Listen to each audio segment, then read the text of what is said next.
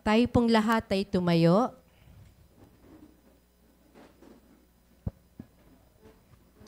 Atin pong buksan ang ating mga Biblia sa Gawa, chapter 28, verses 11 to 16. At ito po ang sinasabi. At nang makaraan ng 3 buwan, ay nagsilayag kami sa isang daong Alejandria na tumigil ng tagginaw sa pulo, na ang sagisag ay ang magkapatid na kambal. At nang dumaong kami sa Siracusa, ay nagsitigil kami roong 3 araw. At mula dooy nagsiligid kami at nagsirating sa Regio.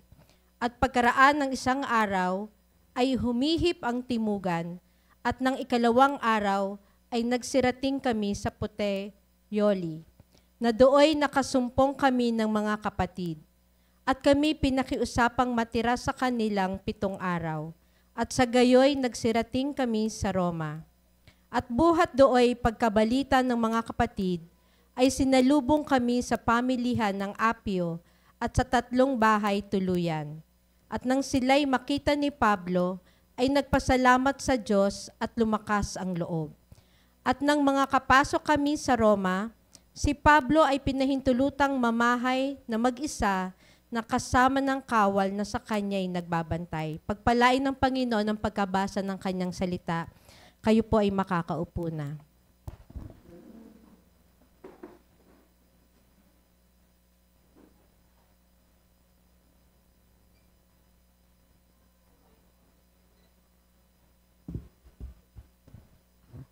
Praise the Lord.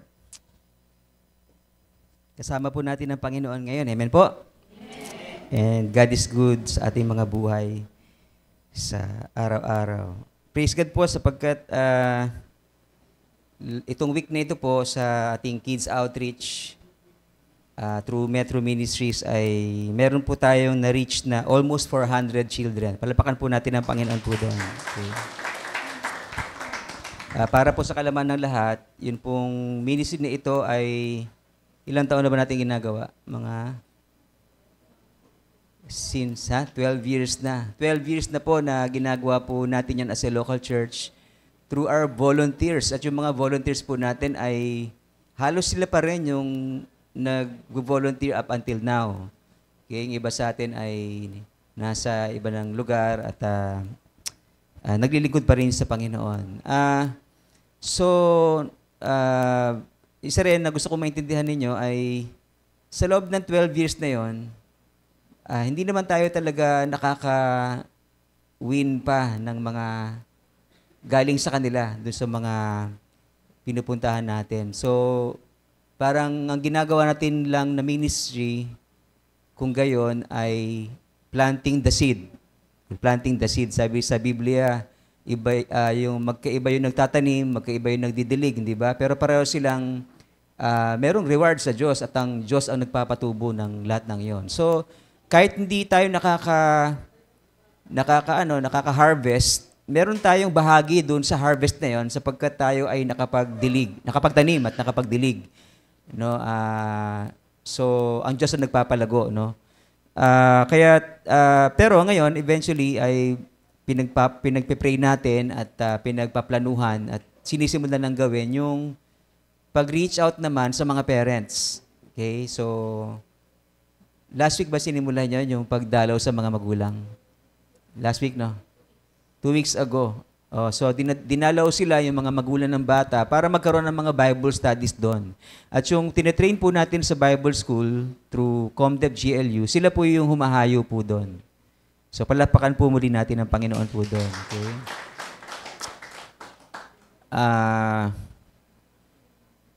So, praise God po. Mamaya po ay siguro baka gabi na lang na tayo magkaroon ng emergency or special na leaders meeting kung sino yung mga available pa that time after ng GLU. Yung mga hindi na kaya, yung oras na yun, pwede nang umuwi. Okay? Para sa isang mahalagang pag-uusap. At nakakatuwa rin si Lord, no? Kasi yung pinag-aaralan po natin, series. Pero kahit na gano'n, na iba-iba yung pwedeng maging talakayin, tumutugma doon po sa mga pangyayari sa ating buhay. Ano po?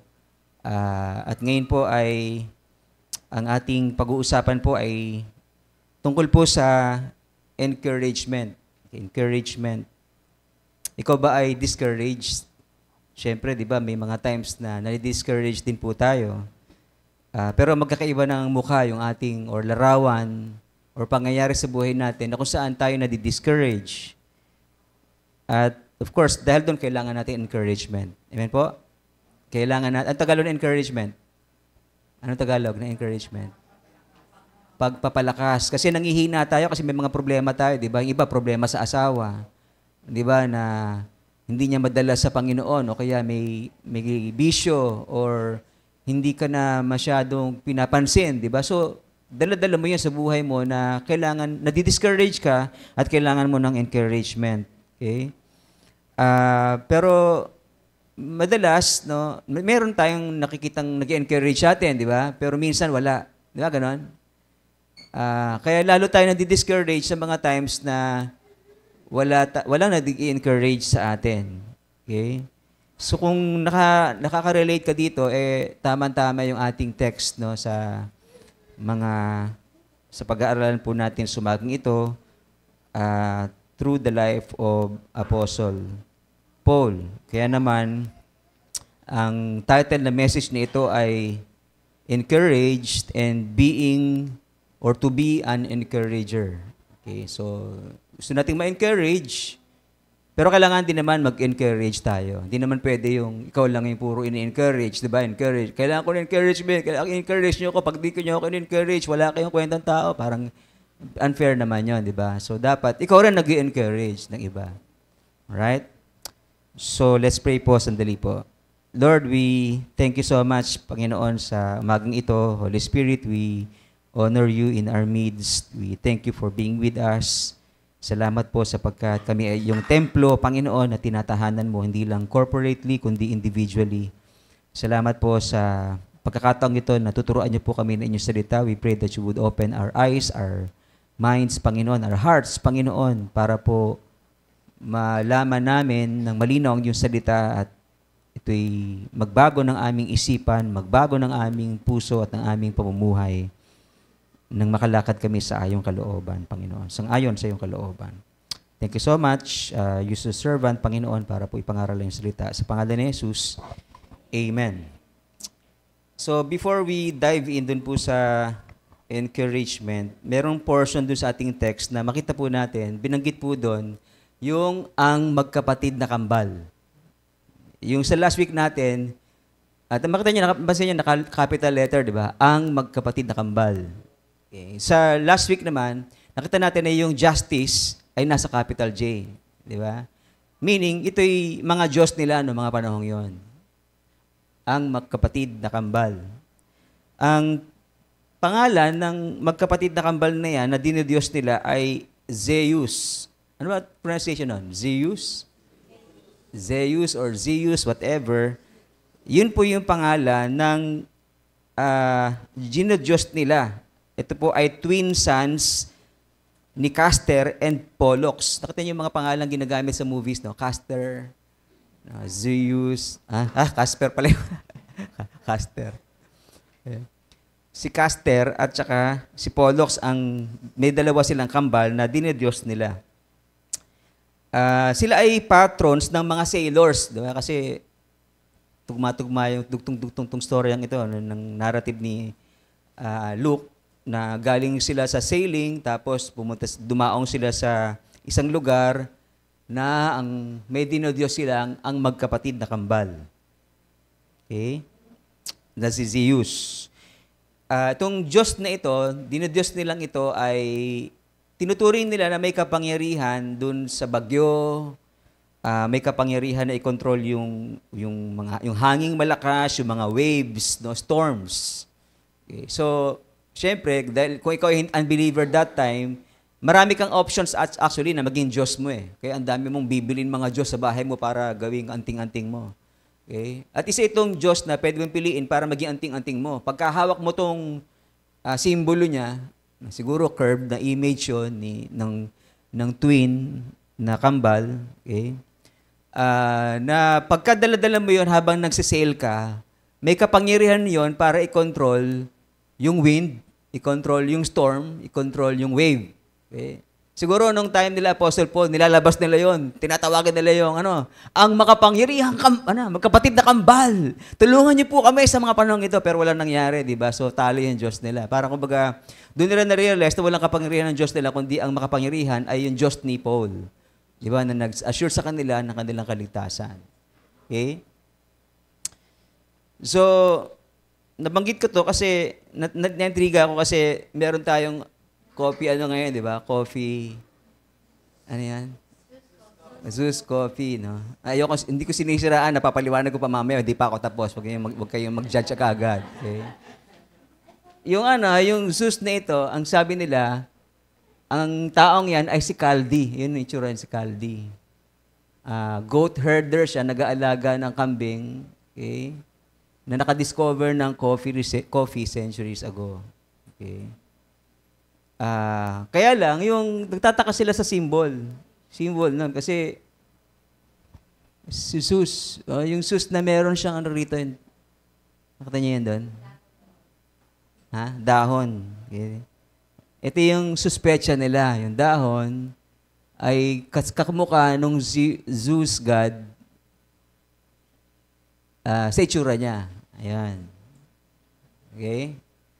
Nakita niyo ba yun? O, inom pa kayo, hindi na.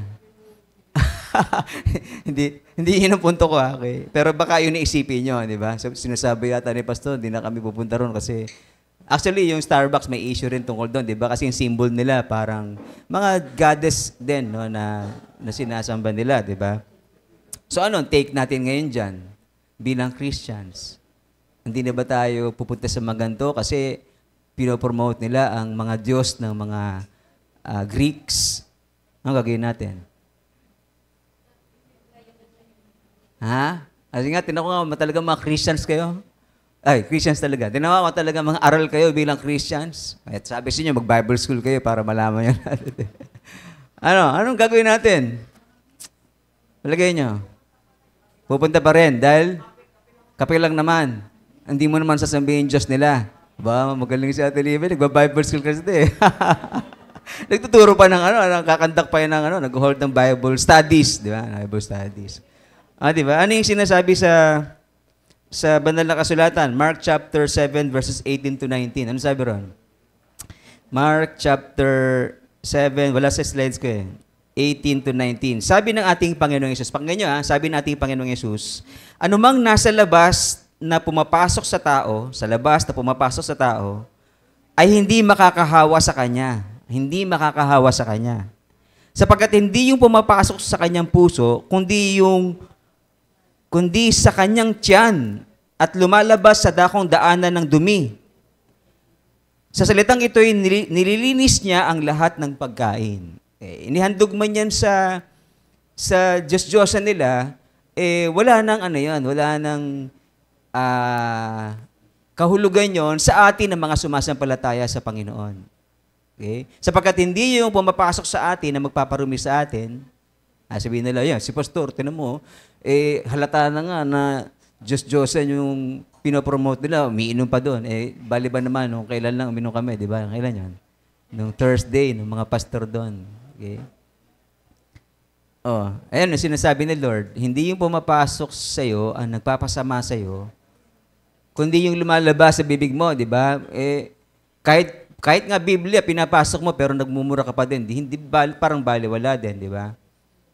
Parang ganun lang. So, walang halaga, walang meaning yung mga bagay na yun sa atin. Unless, ang ginawa natin, talagang sumamba tayo, di ba? Kaya nga, pag fiesta, di ba, merong mga iniaalay para sa mga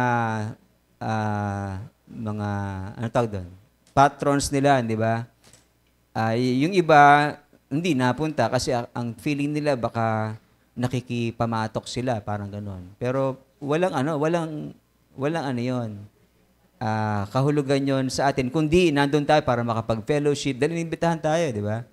At makikain at hindi tayo na-offend at hindi dapat tayo ma-offend dun sa mga taong napunta sa mga ganon sapagkat para sa ating mga Christians, hindi yung pumapasok sa'yo,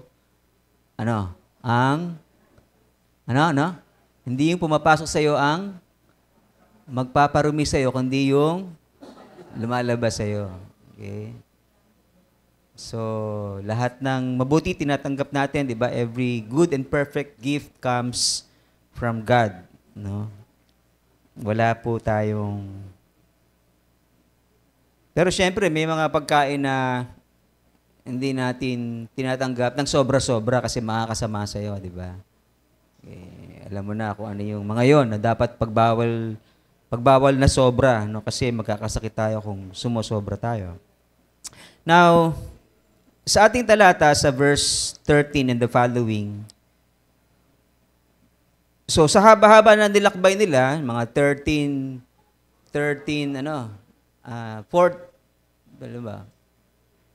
miles, yung kanila nilakad, mga 13 to 14 hours, dalakbalakbayin, no? Hanggang sa makarating sila sa Rome. At pagdating doon, nakasumpong sila ng mga kapatid at kami pinakiusapang matira sa kanilang pintong araw. Sarap nung gano'n, no? Yung pagkapupunta ka sa isang lugar at may mga Christians, welcome ka.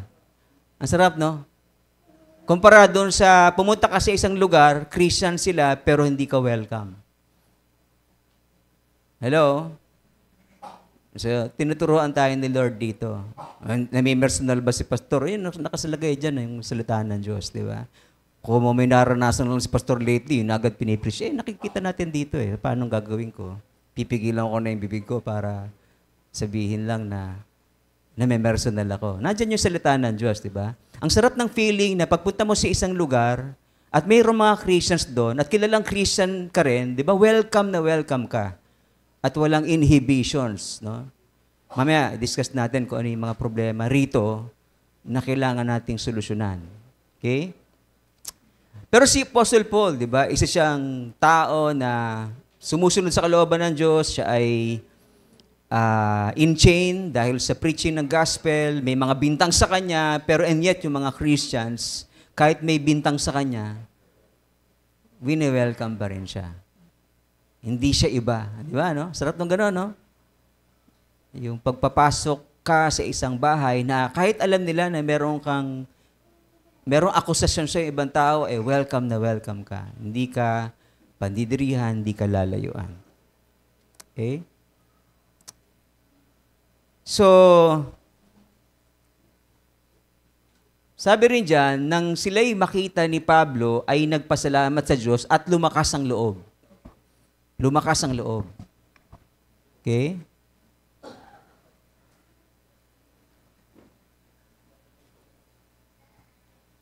Ay, nawala. Nawala ang ating slides.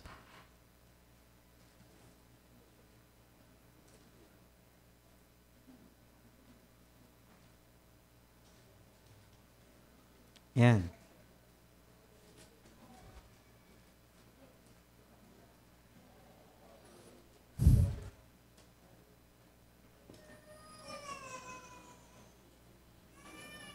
All right.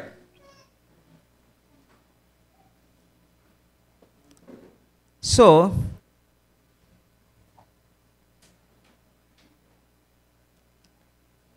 nakita natin ni si Apostle Paul ay nagpasalamat sa Diyos at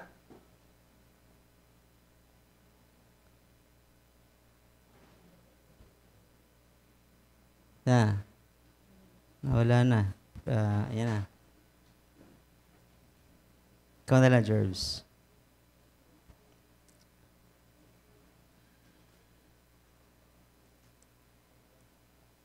Nang sila'y makita ni Pablo, ay nagpasalamat sila sa Diyos at lumakas ang loob.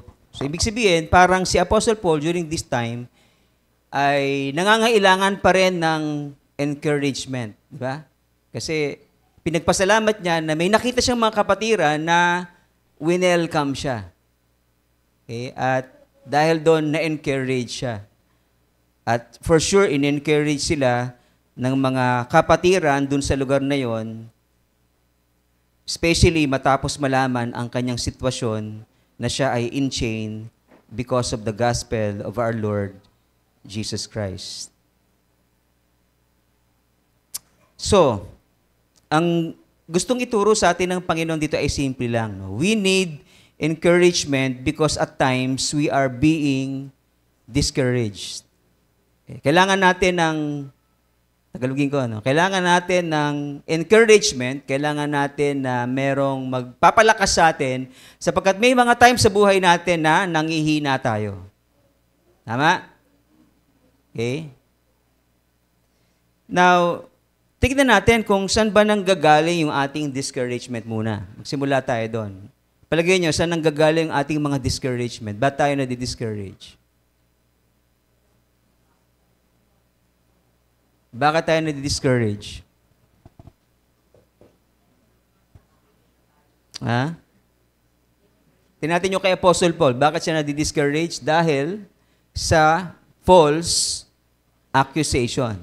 Nakaka-discourage yun, di ba? Pagka may nag-accuse sa'yo falsely, then right away, immediately, as a human, you will get discouraged. Di ba? Madi-discourage ka kasi merong namumula sa'yo at yung pula nila hindi totoo. Hindi naman pula eh. Dilaw eh. Okay. Namumula.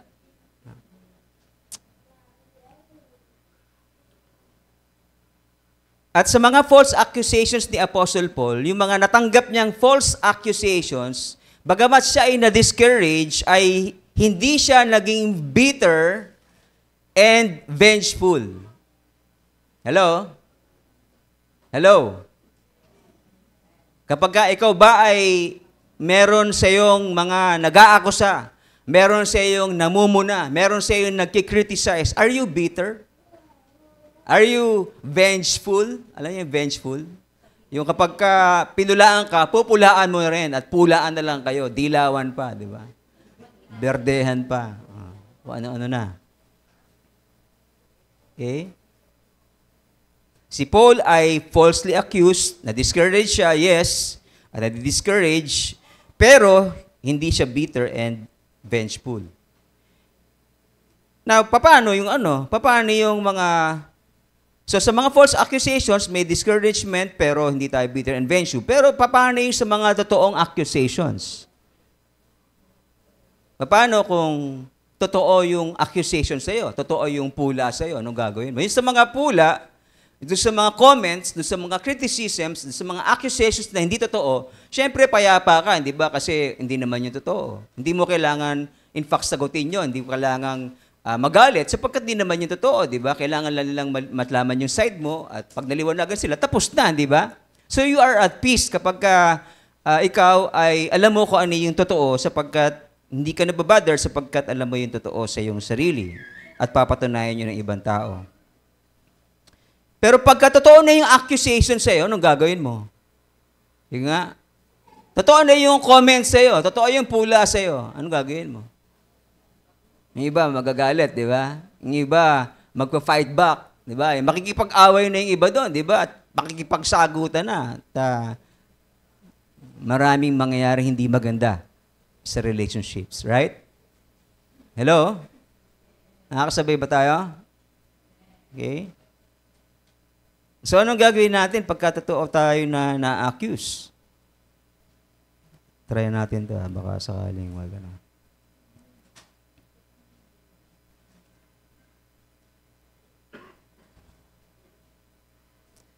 Ang gagawin natin, pagka totoo yung accusation sa atin, ay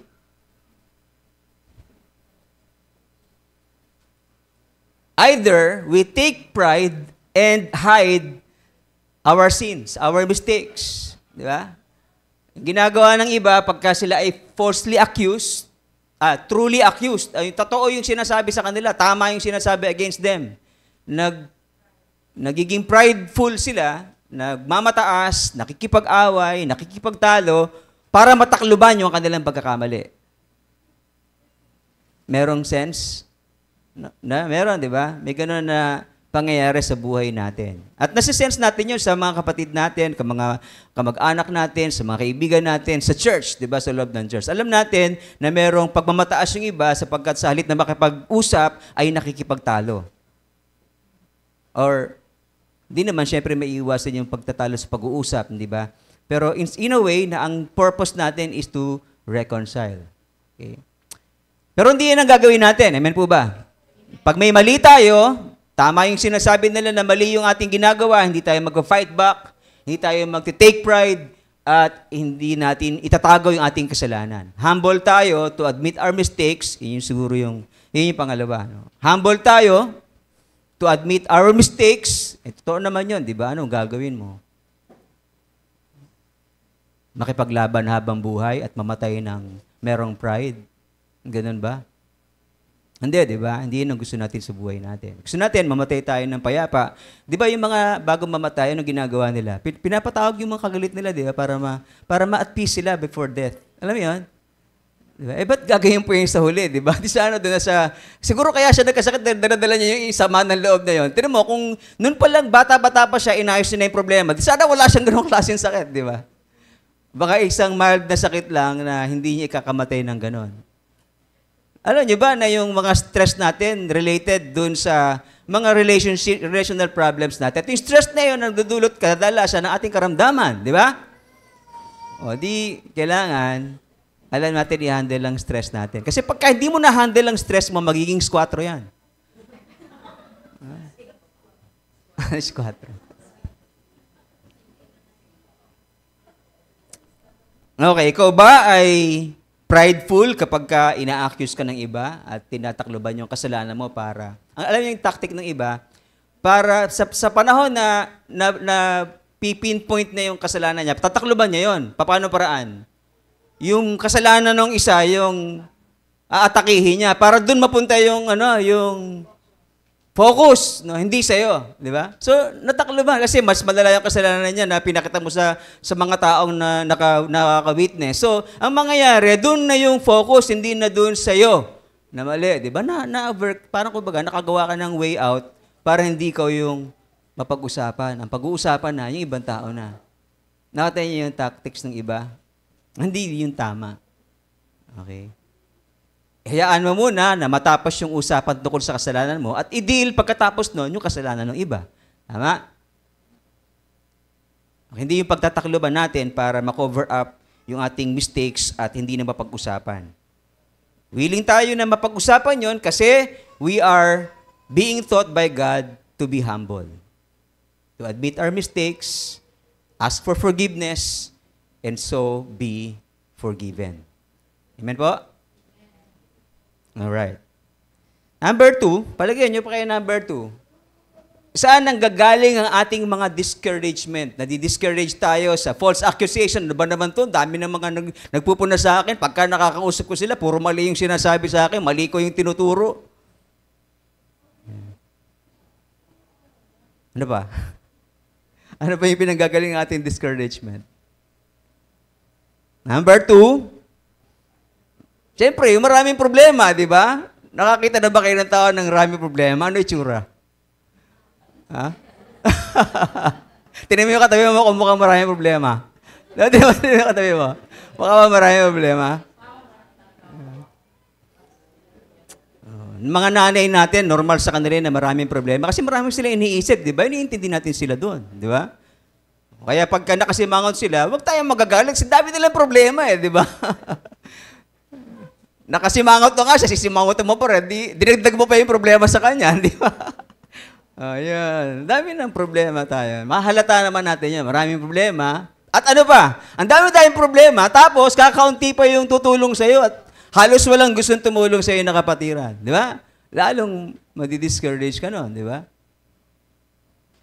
Alam mo yun, yung ikaw ay may nakaraang pangit, di ba?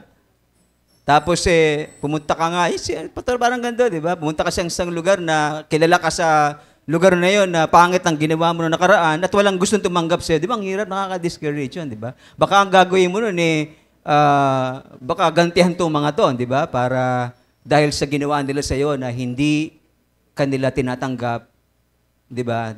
Dahil sa nakaraan mo. Pero hindi mo gagawin 'yon, 'di ba? Dahil ikaw ay binabago ng Diyos sa iyong buhay.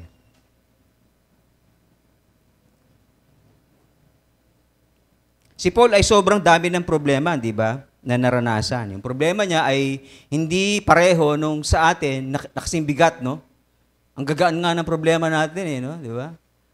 Ano ba naman, yung iba, problema nila, may tindahan sila. Di ba? Maganda problema yun, di ba? May tindahan sila. Pero nagana pa rin, problema pa rin, di ba? Ano ba to? Ang daming utang, di ba? Hindi nagbabayad, di ba? Si Paul ay maraming problema naranasan at minsan din niyang naramdaman na maging mag-isa, 'di ba? Sa mga trials na kung saan nandoon siya, wala siyang comfort kasi mag-isa lang siya na tinatry at yung mga kababayan niya, yung mga supposed to be magtatanggol sa kanya, ay hindi kaya siyang ipagtanggol. Kasi korte yun ng ng mga Roma, 'di ba? Mapi-feel mo na ikaw ay alone that time and you will feel discouraged. Pero syempre, meron tayong dapat pag-usapan dito sa bagay na ito. Kasi meron tao na marami siyang problema, discouraged siya, pero alam mo kung ano yung tulong na bibigay sa kanya. Di ba? Alam mo yung hindi dapat na tulong na ibigay sa kanya, alam mo yung tulong na dapat bigay sa kanya. For example, meron tayong na-encounter dito sa McDonald's na pilay. Dati hindi siya pilay. Pinapakain nyo nila Sister Charis sa bahay nila kasi nanghihingi ng limos, di ba? Palagi nila wala sila magawa kundi papasukin kasi business sila, di ba? At pinapakain nila pagka nagugutom. Lumalaon na aksidente na pilay. Kaya lang may attitude siya. Ang attitude niya, kapag nagbibigay ako nung una Nung malaon, wala na, hindi ko nakapagbigay kasi wala akong dalang pera that time. Di ba? Hindi ako makapagbigay sa kanya. May mga salita siyang di maganda. Di ba? Ano yung salita niya? Nakapagmakdo ka nga, hindi ka makapagbigay. Di ba? Galing ka sa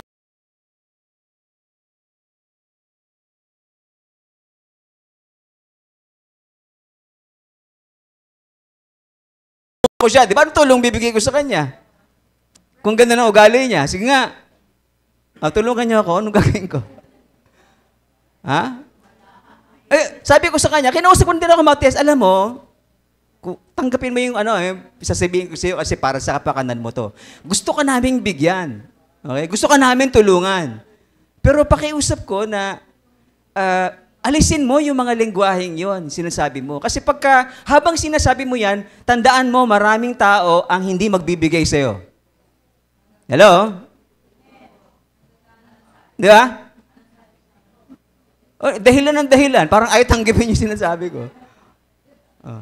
Sabi ko sa kanya, ganda. Sabi ko, subukan mo lang sa isang pagkakataon, baguhin mo yung sistema mo. Kahit isang linggo lang siguro, no? Baguhin mo yung system. Huwag kang magsalita. Makiusap ka lang. Huwag kang magsalita ng kahit anong negative sa kanila. Tingnan mo, malaki ang tsansa na bibigyan ka nila. Maaawa sila sa'yo. Wala, puro dahilan ng dahilan. Mga nasimbahan, hindi ako binibigyan. Kaya pag nakikita ko na, hindi na siya na mismo yung lumalayo. Effective kayo niya siguro sa kanya para pagka nakita kayo, hindi na kayo, lalayo na yun. Wala na kayong problema, di ba? Siya na yung may problema. Natindihan po natin? Gusto nating mag-encourage, gusto nating tumulong, pero merong tulong na nararapat sa bawat tao. Okay?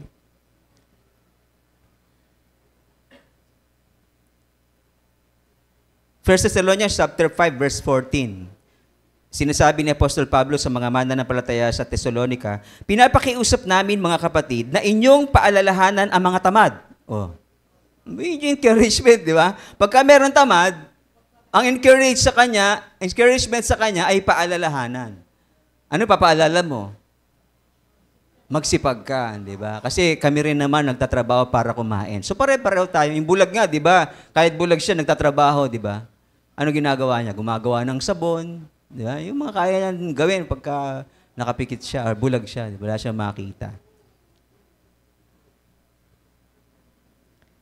Pinapakiusap namin, sabi ni Apostle Paul, mga kapatid, na inyong paalalahanan ng mga tamad, pasiglahin ang mahihinang loob. Ayan na, di ba? Yung mahinang loob, ibig sabihin nito, yung mga downhearted, no? Yung dahil sa bigat ng problema, nakikita mo sila na balisa, nakikita mo sila na tuliro, di alam ang gagawin, then encourage them. Pasiglahin sila. At kalingain ang mga walang kaya. Okay?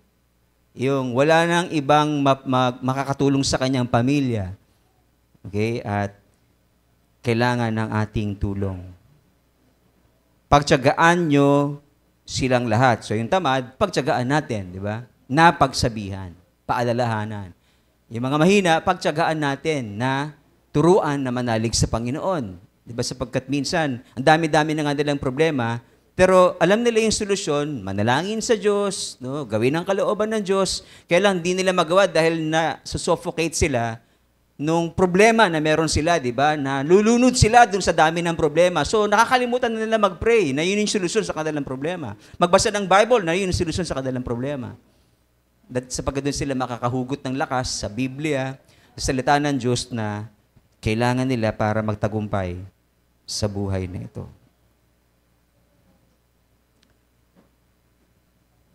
So, tinan mo yung mukha ng katapat-tabi mo kung marami bang problema yan. Marami bang problema. Marami talaga. Marami. Iba-ibang mukha nga lang, di ba? Talaga naman eh. Ako, marami akong problema. Baka hindi nyo alam. Di ba? Lahat tayo maraming problema. Kaya lahat tayo dito, dapat lang na mag-encourage sa bawat isa. Amen po? Palapakan natin ang Panginoon. Okay? So, narito ka para ma-encourage at narito ka para mag-encourage. Okay? Hindi lang ikaw yung i-encourage, kundi ikaw rin ay mag-encourage. Ano pa kaya? Ano pa ba yung rason kung saan nang gagaling ang ating mga discouragement? Actually, marami ako nakita sa internet eh. Pumili lang ako ng ilan. Sa palagay ko'y mahalaga na pag-usapan natin ngayon. Marami pang iba. Palagay niyo ano pa?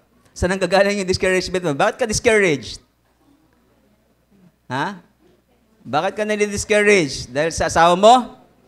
Dahil sa kapatid mo? Dahil sa pinsan mo? Dahil sa churchmate? Ano? Ba't ka nali-discourage? Sino nali-discourage sa'yo? Number 3, puro mali ang nakikita sa'yo at ayaw kang paniwalaan sa paliwanag mo. Nakaka-discourage yun, di ba? Okay lang sana yung sabihin sa atin yung mga mali natin, pero pakinggan din naman nila tayo, di ba? Eh yung sasabihin lang yung sa'yo mali, tapos sasabihin mo yung paliwanag mo, hindi, walang paliwanag dito. Parang ganun dating, eh, no? Ha? Nakaka-discourage yun, di ba? Pero, kung mali ka, nakakahiya yun, di ba? Kasi pagkakalat nila eh. Pero kung tama ka, di pagbigyan ka nila magsalita, di ba? Ako pag mali ka, pagbigyan ka nila humingi ng tawa, di ba? Pag tama ka, pagbigyan ka nila magpaliwanag.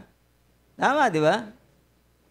Doon tayo sasaya, di ba? Pero pagka hindi gagawin yun ng tao, nakaka-discourage yun, di ba? Yung ayaw kang patawarin at ayaw kang pagbigyan magpaliwanag doon sa mga bagay na dapat mong sabihin on your side. That discourages us. No? Nakaka-discourage. Ganyan si Paul, di ba? Si Apostle Paul, dami mga nakaturo sa kanya mga Hudyo, di ba? Sa ating na pag-aralan sa narrative ng Acts, di ba? Lahat ng Hudyo ay nakaturo sa kanya, hindi naman, karamihan sa mga Hudyo. At pinipinpoint yung mga kasalanan niya, hindi naman niya ginawa. Tapos, kulang siya ng help from the brethren. Kasi wala naman din sila magawa dahil hukuman yun ng mga hentil eh. Ano magagawa nila doon? Pwede lang sila mag-apila. Wala pong kasalanan yung kapatiran namin si Apostle Paul. Pero makapangyarihan ng mga Hudyo para i-twist yung pong situation on their favor. Kasi pagka hindi pinagbigyan yung mga Hudyo, wala silang boto, yung mga nasa opisyalis sa hukuman. O di syempre, pag bibigyan nila yung Hudyo, alang-alang na magkaroon sila ng maraming boto. Ano ba naman itong mga Christians? Konti lang sila. Ganyan nangyayari sa kanila, di ba? Kaya sa bandang huli, di ba, sa Book of Acts, sa bandang huli, wala tayong nalaman kung ano yung naging story ni Apostle Paul kasi hindi na kinuwento ni Luke. Pero sa mga extra-biblical accounts, ibig sabihin yung mga records sa history, nagpapatunay kung ano nangyari sa mga apostles, sila ay pinatay din eventually. Kasi, bakit? Kailangan pagbigyan ng mga Roman officers or ng hari ang mga Hudyo. Kasi may boto sila dun eh. Or yung mga governors dahil may boto sila dun.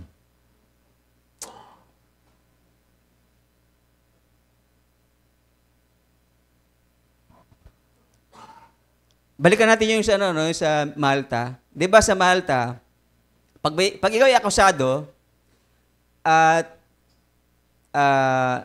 halimbawa, guilty ka sa accusation sa'yo. Prisoner ka. Nabilanggo ka na kasi meron kang kaso na guilty ka. Guilty ka. Okay? Pag napadpad ka sa Malta, at na-disgrasya ka, sa isang disgrasya, aksidente ay nakasurvive ka, ang tingin nila doon, innocent ka. Kasi yun ang kanilang superstitious belief, di ba? Tama? Kaya nakuha natin yung principle na, tinan mo itong mga Malta, kahit itong taong ito ay makasalanan, talagang guilty of a crime, pero tinatanggap nila wholeheartedly. Kasi may superstitious belief sila na walang kasalanan to. Pero tingnan nyo. Pero kapag ikaw ay na-disgrasya, guilty ka sa isang crime, na-disgrasya ka. Ano pala? Hindi ka guilty, na-disgrasya ka. Tapos namatay ka, ang tingin nila sa iyo, masama ka habang buhay. Ano yun? Di ba, nasa grave ka na, ang tingin nila sa iyo, talagang criminal ka. Guilty ka of a crime kasi yung justice na Diyos nila ay hindi ka pinintulito mabuhay sapagkat ikaw ay guilty. Di ba ang pangit, di ba? Ayun ang pangit sa Malta. Patay ka na, innocent ka, pero ang tingin sa iyo guilty for the rest of their lives. Pangit, di ba? Nung buhay ka, ang dami mo kaaway. Nung patay ka, ang dami pa rin kaaway. Grabe, no? Yung pumunta nga sila dun sa libing mo, pero alam nila, sa sarili nila, itong taong ito, masama to. Grabe, no?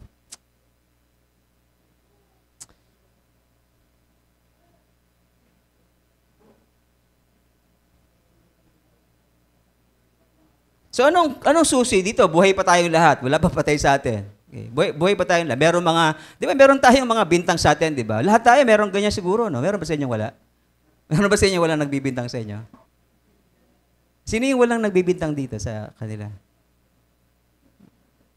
Lahat tayo eh. Ako nga may nagbibintang sa akin, pastor na ako, di ba? May nagbibintang sa akin eh. Sa inyo may nagbibintang din.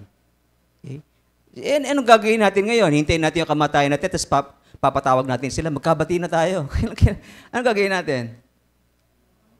Ngayon na tayo mag-usap, di ba? Ngayon na tayo mag-usap. Sino gusto gumawa nun? Ang problema natin, gusto naman talaga natin may kausap, di ba? Kasi kailangan natin encouragement, di ba? Kaya lang iba yung kinakausap natin. Sino? Yung tao na hindi naman siya yung nakagawa ng kasalanan sa atin or nagawa natin ng kasalanan. Ibang tao kinakausap natin. Ano nangyayari? Di kakampihan tayo nun, di ba? Maahabag sa atin yon at magagalit doon sa taong yon na nakagawa sa iyo ng mali. Kahit hindi pa na puprove kung talagang mali yung tao na pinag-uusapan, di ba?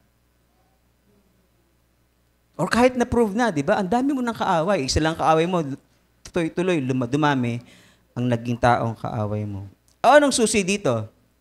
E di makipag-usap ka. Kung ayaw makipag-usap, may mediator sana, di ba? May mediator. Ang gusto na iba, mediator ka agad. Hindi ko nakikita ng ganun yung solusyon. Ang solusyon na sinasabi ng Bible, lumapit ka dun sa taong nakagawa sa iyo ng mali. Kausapin mo. Binabypass natin yun eh. Tas, ano mangyayari doon? Binibaby natin yung mga Christians, di ba? Hindi sila natututo na sundin ang kalooban ng Panginoon. Nakausapin nila yung tao na dapat nakagawa sila ng kasalanan. Hindi ka agad papasok bilang mediator. Hindi ka agad papasok bilang peacemaker. Pasunurin mo muna sila sa kalooban ng Diyos na sila ay mag-usap. Hello? Ayun ang tinuturo ng Lord sa atin. At yun ang ituturo ng Holy Spirit sa'yo o kanino mang sinasabing nasa kanilang Holy Spirit, yun dapat na lumabas. Kasi yun ang utos ng Panginoon eh. Ang Holy Spirit magsasabi kung ano yung sinasabi ng Panginoon. Hello? Hello? Tinan nyo, ano ginawa natin? Pag may magkapatiran na nagkaroon ng problema, dahil sa punahan, nagkaroon ng problema, di nagme-mediate agad. Hindi natuto yung dalawang yon na mag-usap ng sarilinan. Hindi sila natututo. Hello? Ano gagawin natin ngayon? Lituruan natin yung bawat isa, di ba? Pag may nagsabi sa iyo ng Uy, alam mo, si ganito, grabe yung ginawa sa akin. Biro mo, binigyan ako ng 5,000, grabe yung ginawa sa akin noon. Binigyan na nga ng 5,000, reklamo pa. Ibig sabihin, tinulungan mo na, tapos dami pang something against you. Sasabihin sa ibang tao yon. Buti sana ako ganda na sumbong, no? Grabe yung tao yun, binigyan ko na ng 5,000. Mas maganda kwento yun, di ba? Hindi yung pangit yung kwento. Pero dinadagdagan ng ibang kwento. At saka, pagka magkakwento, wala yung 5,000. Yung masasama lang ang sasabihin, di ba? Oh. Hindi natututo yung mga members. Kaya turuan natin sila na mag-usap ng salarinan, magpatawaran sila, di ba? Para mag-grow sila as a Christian. Kapag ka tayo lagi na mamagitan, hindi mag-grow yun bilang Christian. Kasi hindi lang ginagawa kalooban ng Lord eh. O dapat tayong sisihin as a church, na hindi lumalago yung mga members nyo dyan. Pwedeng isisi sa atin nyo kasi hindi natin tinuturo. Buti ako, tinuturo ko sa inyo, di ba? Para mag-grow tayo sa isa't isa. Amen po? Are we learning? Amen. Okay. Puro mali ang nakikita sa iyo at ayaw kang paniwalaan sa mga paliwanag mo. 1 Corinthians chapter 6 verse 2. Hindi ba ganinyo nalalaman na ang mga banal ay nagsisihatol sa sanlibutan? Tayo yung judge ng mundong ito. Hindi yung may mga judge tayo sa korte, di ba? Pero sinasabi ni Apostle Paul, judge din kayo, mga Christians. Okay? Tignan niya. At ang sanglibutan ay hahatulan ninyo. Hindi kaya baga dapat magsihatol kayo sa mga bagay na pinakamaliit or trivial cases? In other words, sinasabi ni Apostle Paul, oo, sige, may hukuman tayo, may mga judge tayo doon, may hustisya tayong kinikilala. Okay?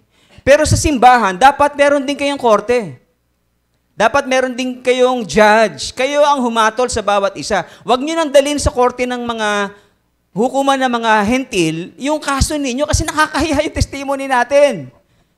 Pagka dinala nyo yung kaso sa hukuman, sa barangay, for example, sa Lupon, ano sabihin ng Lupon? Mga Kristiyano kayo, nag-aaway-aaway kayo? Sige nga. Kaya, ang sabi ni Paul, huwag nyo agad dalhin dun sa korte ng hentil, ng mga unbelievers. Nakakaya ang ating testimony. Yung hatol na gagawin nila, hindi naman ang hatol na gagawin nyo, di ba? So, kayo na yung humatol sa bawat isa. Kaya dapat, ang church ay merong ecclesiastical court. Doon pinag-uusapan yung mga problema ng kapatiran, ano ba nangyari? Sige, pakinggan ka namin. Okay? Pero siguro dapat mag-usap muna kayo. Kaya, di ba, kahit sa hukuman, sinusunod nila yung Bible eh. Bakit? Ano ginagawa nila? Merong mediation. Alam niyo yung mediation? Nakaranas na kasi kami ni Chichi sa mga hinarap namin na problema dati na may kinakasuhan sana kami, no, na mga land grabbers. Yan, land grabbers. Dinala kami sa mediation. Ano tawag doon? Ha? Sa mediation. Pinag-uusap kami kung ano yung pwede namin pag-agrihan. Di ba? Yung kami mag-uusap. Ano ba pwede nating pag-agrihan? Gano'n. Yun, di ba? Buti pa ginagawa yun eh. Okay. So, in other words, tayo na mga Christians ay supposed to be magkaroon ng sarili nating ecclesiastical court. Doon natin pag-usapan ng mga problema ng kapatiran. Pagkatapos ng kanilang private talk, kung papasok lang tayo kapag hindi nila masolve yun among themselves.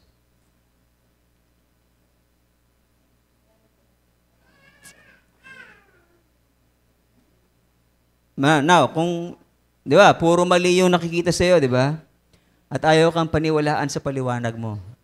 Doon sa mga paliwanag mong, alam mong hindi ka mali, di ba? Pero sa mga bagay na alam mong mali ka, ano gagawin mo?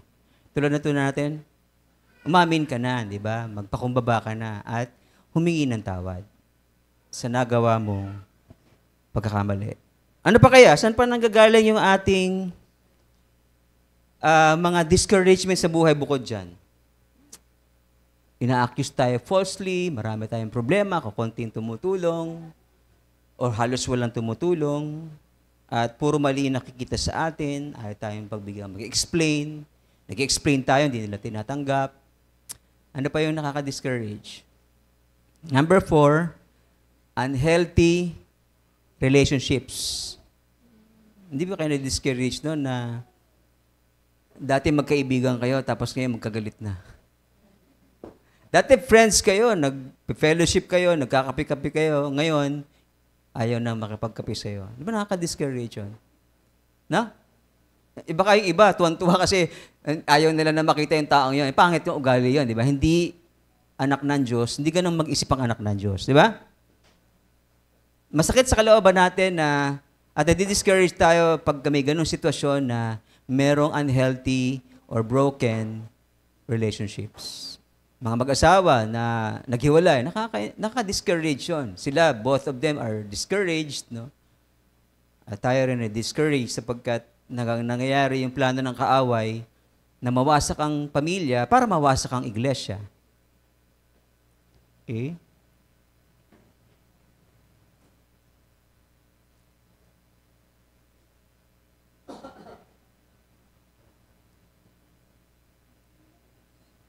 Si Paul, maraming galit sa kanya. So, pwede pala yung lingkod ka ng Diyos pero maraming galit sa'yo. Pwede pala yun, no? Presidente nga, marami din galit, di ba? Pilipinas. So kahit lingkod ka ng Diyos, kahit nasa matuwid yung ginagawa mo, nangangaral ka ng salita ng Diyos, meron pa rin na mga tao na galit sa'yo, katulad ni Apostle Paul. Mga Hudyo na pumupuna sa kanya at galit sa kanya. Now, gusto natin maintindihan na itong unhealthy relationships ay merong root cause. Root cause. Ano yung root cause ng unhealthy relationships? Bakit dati kaibigan mo, tapos ngayon hindi na? Ano yung root cause? Selos? Inggit? Ano pa? Unresolved conflicts or issues, di ba? Unresolved conflicts. Napag-aralan natin to, napiyawan na lang natin ulit ngayon.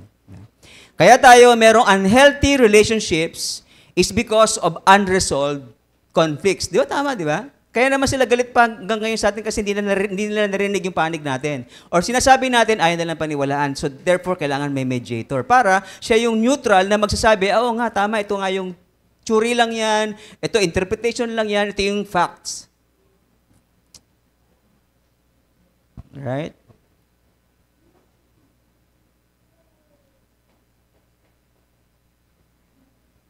Ano yung remedy dun sa problema yung unresolved conflicts? Pag meron kayo unresolved conflicts, mag-usap, di ba? Nagtataka ko, yun ang solusyon pero ayaw na ng iba. Ba't ganun, no? Ha? Ano ba yung will ng Panginoon, di ba? Hindi naman will ng Panginoon na forever hindi tayo magpansinan, di ba? Yun yung solusyon, mag-usap, pero ayaw makipag-usap. Dahil ba, baka siguro nag-usap-usap sila, ituring na natin hentil yan at wag papansinin. Baka ganun yung sinabi, kaya ayaw ka nilang kausapin, ha? Pero dapat merong validation ng judgment na yun, di ba, bago gawin, di ba? Through ecclesiastical court. So, ang remedy is to talk. First and foremost, private and secret talk. Kayong dalawa lang. Okay? And then, James chapter 5, verse 16. James. Ang sabi sa James 5:16, dapat alam mo yun. Ha? Confess your sins to one another. So, ang purpose sa inyong private talk is to confess your sins to one another. Mahirap mag-confess ng sin pag maraming tao, di ba? Kasi papaya ka sa marami. Pero pagka kayong dalawa lang magkausap, ang daling mag-confess. Sorry, kasi nagawa ko sa iyo yun. Di ba? So mag-uusap kayo to confess your sins to one another. Tanggapin yung mali ng bawat isa at humingi ng kapatawaran. Number 5. Ano pa kaya yung saan nanggagaling yung ating discouragement? Sa failure, di ba? Pag nag-fail tayo sa business, nag-fail tayo sa grades, mga estudyante, di ba? Meron sa atin siguro na bumagsak sa kanyang grade. Nakaka-discourage yun, di lang sa estudyante, kundi sa parents, di ba? Nag-fail ka sa iyong transaction, nag-fail ka sa iyong relationship sa iyong asawa, very discouraging yun. Failure ang isa sa mga dahilan ng ating discouragement. Si Paul ay minsang nagkaroon ng failure sa relationship. Alam niyo ba yun? Kahit siya ay matured Christian na, di ba? Dahil siya ay apostle. And yet, nagkaroon siya ng relationship sa problema. Tapos yung ibang pastor, di dapat magkaroon ng relasyon sa problema yan sa mga kapatid kasi pastor siya. Si Apostle Paul, apostle pero nagkaroon ng problema sa kanyang kapatid sa pananampalataya. Sino yon? Kung naalala nyo, sino yung kanyang nakatalo? Sharp disagreement. Naghiwalay sila. Di, sige, asama ko na si Barnabas. Sige, sama mo yan si... Yung isa pa, sino yan? John Mark.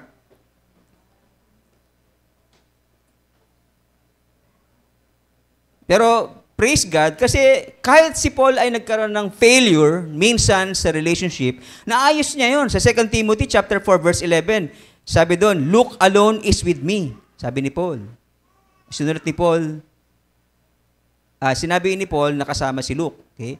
Get Mark, and bring him with you, for he is very useful to the ministry. Di ba?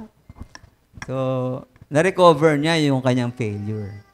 So, na-discourage sa minsan kasi merong broken relationships, pero na-restore yun. Yan ang maganda sa isang Kristiyano. Right? At marami pang iba yan, no? Marami pang iba na pwede nating alamin kung ano yung rason ng ating discouragement at dapat ma-address yun properly. Now, ito naman. How? How to be an encouragement to others? Discourage ka. In-encourage ka. Mag-encourage ka rin, di ba? Paano ngayon mag-encourage ng iba? Number 1, encourage with words. Verbal, encourage with words. Through words and written pala yan. Or encourage using verbal and written form. Mali pala. Okay. Kasi redundant yung words, verbal. Right? So, mag-encourage tayo sa pamagitan ng ating bibig. Gamitin mo yung bibig mo sa pag-encourage. Alam mo, pareho lang tayo halos ng problema. Magkaiba lang ng mukha. Di manalangin tayo sa Panginoon, di ba? May Diyos tayo na tutulong sa atin. Sabi niya sa kanyang pangako, hindi niya tayo bibigyan ng pagsubok na hindi natin kaya. At pagka hindi na natin kaya, andyan siya para umalala. But yung ganda nun, di ba? Say words of encouragement. At yung encouragement mo ay hindi yung hinugot mo sa prinsipyo ng sanlibutan, kundi hinugot mo from the Word of God. Hello? Tapos pag malayo kayo, di i-chat mo, i-text mo, di ba? Kaya natin. Huwag mo sasabihin na kaya mo yan, kapatid. Di asa ng Panginoon doon, di ba? Kaya mo yan, kapatid. Tayo yung superhero. Ganun ba yung pag-solve ng problema? Dapat alam mong mag-encourage. Kaya natin yan kasama ng Diyos, kapatid. Di ba? At kasama mo rin ako, kasama natin ng Diyos, kasama kita sa pag-solve natin ng problema. Kung malayo man ako sa iyo, andyan na ang Diyos para umalalay sa iyo. Di ba? Sulat natin yon, sabihin natin yon, para tayo ay maging encouragement. Hello? Agree? Okay. Sabi sa Proverbs chapter 12 verse 15, worry weighs a person down. An encouraging word cheers a person up. Okay. Pagka ang sinabi mo sa iyong kapwa pagka ang worry ang dinala mo sa iyong sarili, babagsak ka. Isip ka ng mga problema, babagsak ka talaga. No? Pero kapag yung tao na yan na may problema ay sinabihan mo na encouraging words, aangat siya. Okay? May problema na, tapos yung sinasabi mo pa ay mga negative. Ano ka ba? May problema ka na nga. Dadagdagan mo pa ng another problema. Ang dami na yan daladalang problema, di ba? So, say words of encouragement, hindi yung na mag-cheer up sa kanya para siya ay tumatag. Number 2, encourage with our actions. Diba? Tumulong tayo, magbigay tayo, at anumang actions na nararapat, or payo, diba? Katulad dun sa pilay na in-illustrate ko sa inyo kanina. Sabi sa Philippians chapter 2, verses 3 to 4, In humility, value others above yourselves, not looking to your own interests, but each of you to the interests of others. Luke 6:38, give and it will be given to you, good measure, pressed down, shaken together, running over, will be put in your lap. Okay, praise God, di ba? Pag tayo ay nagbigay, that's encouragement to others. Di ba? Beneficial yon sa mga nanghihina at beneficial yun sa'yo sapagkat God is going to reward you dahil sa yung pagtulong or pagbibigay lalo na ng kailangan niya. Number 3, encourage with your presence. No? Kahit yung may problema yung isang tao, di ba? Nandun ka lang para makinig. Huwag ka na magsalita. Makinig ka lang. Ang laki na ng bagay yon, di ba? Pero pag may narinig kang tandaan natin pag ang narinig mo something against the person, doon ka na magsalita. Sabihin mo sa kanya yan, wag sa akin kasi yun ang will ng Panginoon. Turuan mo siya doon. Agree ba tayo doon? Makikinig lang tayo doon sa mga problema na katulad ng halimbawa, nanakawan siya. Di ba? Kasi walang sinusumbong na tao, di ba? Nalugi siya sa negosyo. Pakinggan natin siya. Makinig tayo sa storya ng buhay niya. Bumagsak sa kanyang exam. Hindi na-promote. Walang trabaho. Makinig tayo sa mga ganun. Pero pagka ibang tao pag-uusapan at against that person, meron tayong ibang klaseng words of encouragement para doon. Gets? Okay. Encourage with your presence. In closing, ito. Marami pang iba yun. Tandaan natin, kung mag-uwi tayo ng isang salita, ano yung word na yun?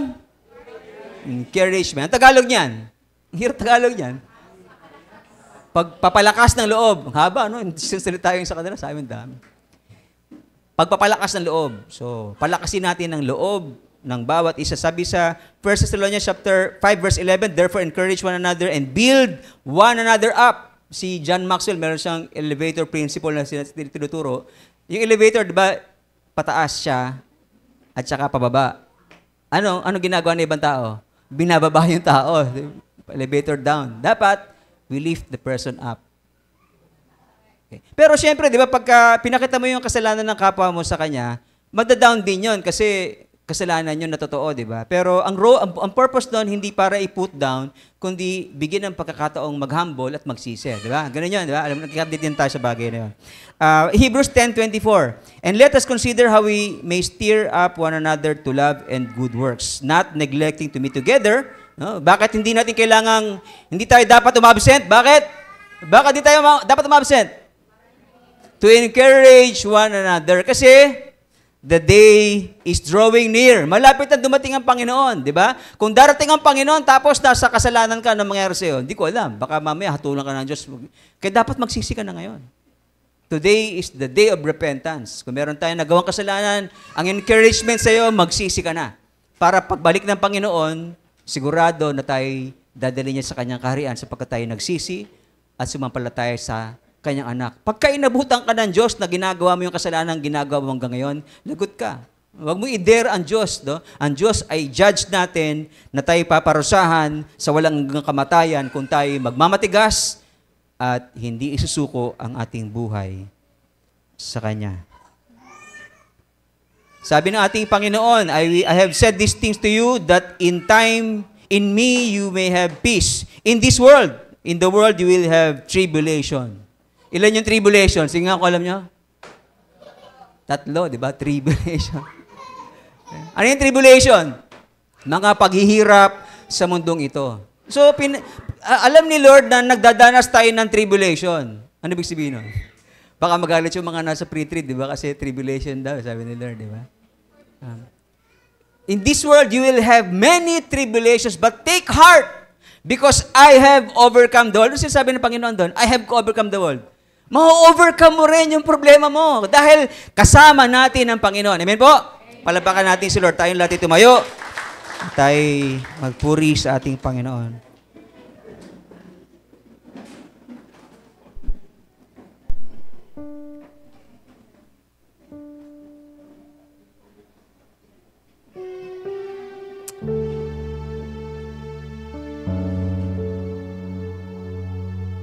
Habang tayo ay nakayuko, pumikit, tayo ay magmuni-muni at isipin na ang Panginoon ay narito, kinakausap tayo. Tayo ay may mga nagawang kasalanan sa Kanya na hindi nararapat. Sinasabi na sa atin ng ibang tao yun sa atin, yung mga kasalanan natin, pagkakamali natin. Hindi para i-condemn tayo, kundi para ipakita ng Holy Spirit sa atin yung sins natin. At tayo ay mag-repent, at tayo ay lumapit sa Diyos, magpakumbaba, humingi ng tawad. At ang Diyos ay handa kang patawarin sa iyong mga kasalanan. Handa kang linisin sa iyong karumihan sapagkat siya ay matuwid. Pero kailangan mo lumapit sa Kanya ng may pagpapakumbaba at humingi ng tawad sa lahat ng iyong mga kasalanan. Come to the Lord, even today, this morning, this very day, the Lord is inviting you, telling you, anak, magsisi ka na sa iyong mga kasalanan. Magbalik loob ka sa akin. Handa akong patawarin ka, handa akong hugasan ka sa lahat ng iyong karumihan at ituring kang anak. Pero kailangan mo magsisi, kailangan mong magpakumbaba, humingi ng tawad at tanggapin ang Panginoong Yesus bilang iyong Panginoon at tagapagligtas. So, i-feel mo yung Holy Spirit sa mga sandaling ito. Kinakausap ka ni Lord, tinuturo ang magpakumbaba at humingi ng tawad sa iyong mga kasalanan. Lord, you know the hearts of each one, Panginoon, what's in our minds, what's in our thoughts. May mga anak mo, marahil sa mga sandaling ito, Panginoon, humingi ng tawad sa kanilang mga kasalanan. Hinihiling po namin ang iyong pagkapatawad sa amin at pagbabago ng aming puso, Panginoon, para po maranasan namin ang isang bagong buhay na pinagkakaloob mo, Panginoon, sa mga nagsisisit, sumasampalataya sa iyong anak na si Jesus. Paranas mo, Panginoon, sa amin sa mga sandaling ito ang iyong biyaya. Biyaya ng kapatawaran, biyaya ng kaligtasan sa lahat ng marunong magsisi at sumampalataya sa iyo. Kung ikaw yung tao na yon, lumapit ka sa Diyos at kausapin mo siya, Lord, sorry po sa mga nagawa kong kasalanan. Kanina lang nakagawa ko ng kasalanan, kahapon lang nakagawa ko ng kasalanan, last week. For the rest of my life, ang dami kong ginawang kasalanan sa inyo at sa aking kapwa. Forgive me, Lord, for all my sins. And thank you sapagkat ikaw ay gracious, forgiving God. Salamat po sapagkat namatay ka sa krus para sa aming kapatawaran at kaligtasan. I believe by faith, Lord, na ngayon ay ginagawad mo na sa akin ng forgiveness. Even yung right to become your child, Panginoon. Salamat po. Salamat sa iyong biyaya at kabutihan sa bawat isa. Patuloy po na mangusap ka sa bawat isa, maaring iba sa amin, kailangan ng encouragement ngayon sapagkat madaming problema, sabi mo nga, sa buhay namin na dapat namin ihingi ng tulong, Panginoon, hindi lang sa mga taong malapit sa amin, kundi sa inyo na aming Panginoon.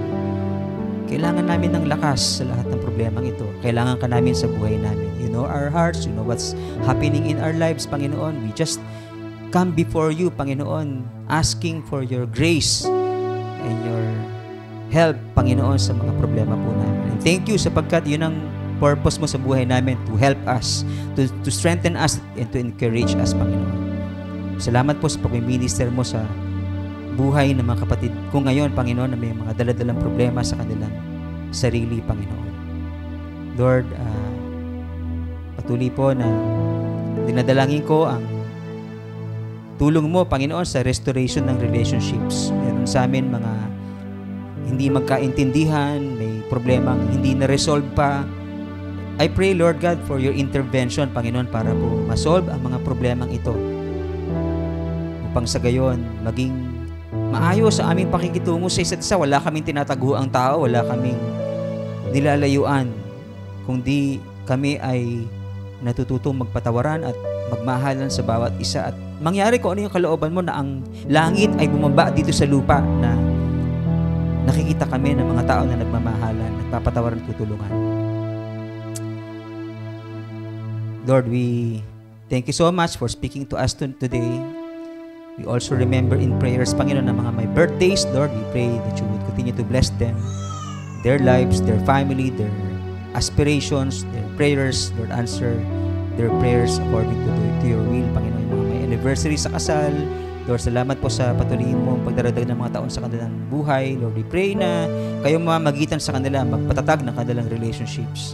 Sa mga nakaranas ng pagkakahiwalay, Panginoon, kung maaari, Lord, I pray na panumbalikin mo ang kanilang pagsasama.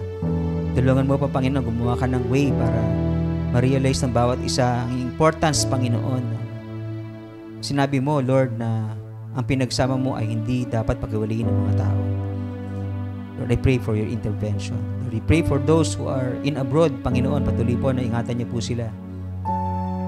Pagpalain, Panginoon. Ilayo sa mga masasama, Panginoon. At patuloy po na i-bless mo sila as they bless your church, Panginoon.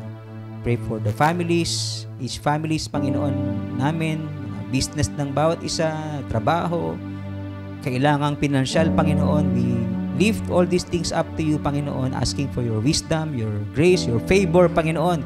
Favor sa lahat ng mga may negosyo, sa mga may trabaho, Panginoon, mga aming estudyante, Lord. Lord, we pray for wisdom to be upon each one of us, Lord, so that we'll be able to make decisions according to your will, O God. At dahil nagagawa namin ng will mo, yung righteous ways mo, Panginoon, doon mo kami lalong binibless, Panginoon. Lord, we ask for the filling of the Holy Spirit. We admit that we can do nothing out of ourselves, kundi kailangan namin kayo sa aming buhay, sa pagharap namin sa mga tukso. Mamaya lang, paglabas namin, meron kaming mga kakaharaping tukso at di namin pagtatagumpayan without your help. So we ask now, in Jesus' name, that you fill us with your Holy presence. Fill us with the Holy Spirit in Jesus' name. Punihin nyo kami ng inyong kagalakan, ng inyong pag-ibig, ng inyong kabutihan, Panginoon, ng self-control, Panginoon, so that every time that we face temptations, Lord, we will have self-control. We will not give in to sin because you are with us and you are giving us this gift of self-control, Holy Spirit. Sa mga problema namin, we ask for wisdom. Lord, punihin nyo kami ng karunungan upang magawa namin mag-decide ng tama sa lahat ng mga problema ito. Thank you, Holy Spirit. Thank you, Holy Spirit. Salamat, Holy Spirit, for filling each and every one of us today. Kaya mo sa iyong lingkod, ipataw sa bawat isang iyong bendisyon sa Kanya na makapag-iingat sa inyo upang hindi kayo magkasala at makapaghaharap sa inyo ng walang kapintasan at may malaking kagalakan sa Kanyang kaluwalhatian sa isang Diyos na ating tagapagligtas sa pamamagitan ng ating Panginoong Jesucristo. Sa Kanya ang kapurihan, sa Kanya ang karangalan, kadakilaan at kapangyarihan mula pa nung una, ngayon at magpakilanman. And all of God's people say, Amen. Amen. God bless our